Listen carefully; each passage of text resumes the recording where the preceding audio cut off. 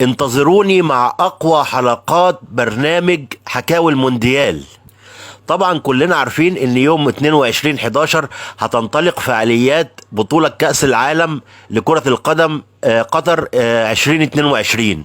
وانا باذن الله نويت اعمل سلسلة حكايات اسمها حكاوي المونديال، بمعنى ان كل يوم هحكي لكم قصة جديدة حصلت في مونديال في سنة من السنين.